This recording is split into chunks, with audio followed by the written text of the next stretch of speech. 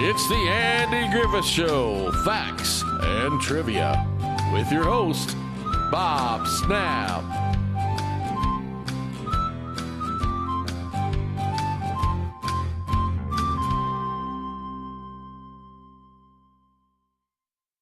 Hi guys, welcome to the Andy Griffith Show, Facts and Trivia. Appreciate you being here, and yes, I am still on the beach.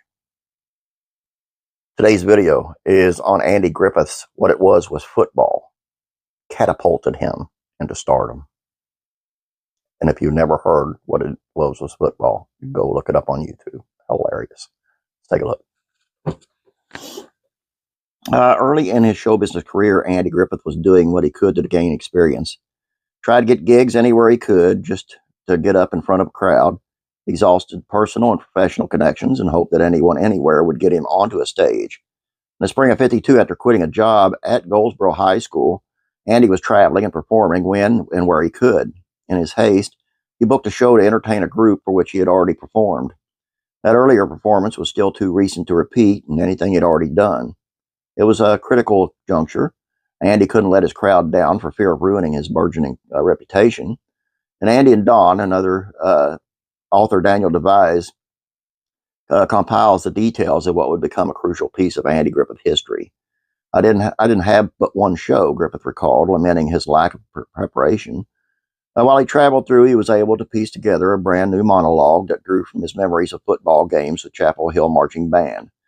I don't know where it came from, nor why, but the notion came to me in the car on the way to the second job. The new sketch is devised on the fly, described a country preacher happening upon his first football game.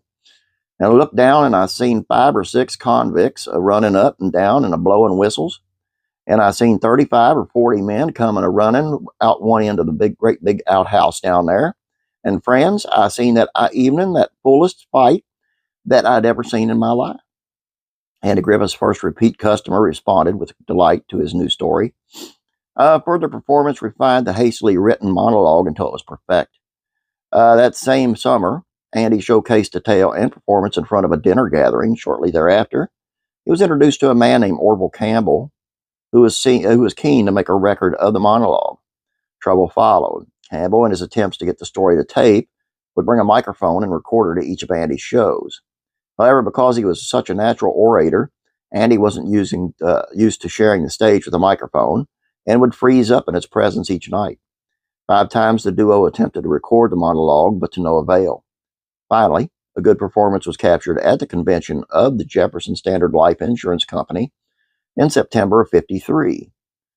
2 months later, Orville Campbell released a 45 RPM record on Colonial Records, a local company imprint. The single was titled What It Was Football, credited to Deacon Andy Griffith. It would become one of the biggest selling comedy records in history and catapulted Andy Griffith to stardom.